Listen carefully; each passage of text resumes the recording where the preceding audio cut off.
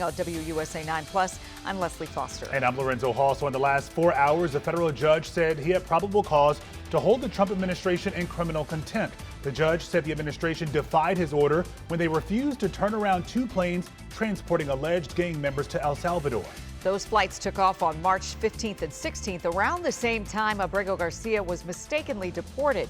And this comes as Attorney General Pam Bondi doubles down on the Trump administration's stance that the Maryland father is not coming back to the United States. Rafael Sanchez Cruz has been following this case since the beginning. And Rafa, there have been a lot of developments today. Walk us through them. Yeah, that's right, Lorenzo, Leslie. So many developments today. Attorney General Pam Bondi made those comments today in response to a journalist asking her to show the evidence that Gilmar Abrego Garcia is an MS-13 gang member. Bondi said she would release the court transcripts that prove he is, but today legal experts took aim at these claims. They say the Trump administration's response to this case is strictly political.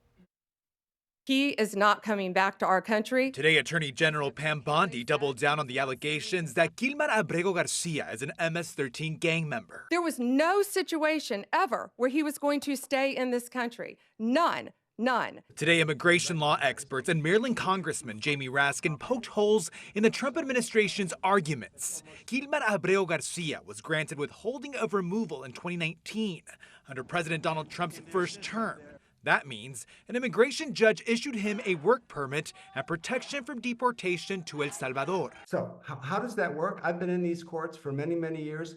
It's vetting. They go through background. They go through criminal history.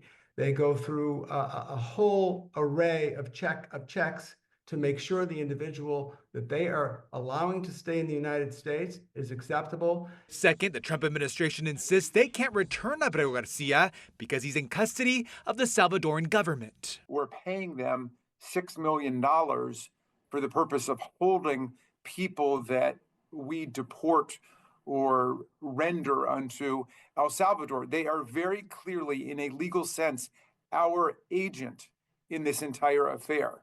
So the claim that there's nothing the U.S. government can do is absurd. And it's even more absurd that there's nothing that the Salvadoran government can do about it. They're holding him. Today, Maryland Senator Chris Van Hollen, who is in El Salvador, said the vice president of that country, Felix Ulloa, told him the U.S. government was paying them to hold Abrego Garcia in CCOT. The United States Embassy here has told me they've received no direction from the Trump administration to help facilitate his release.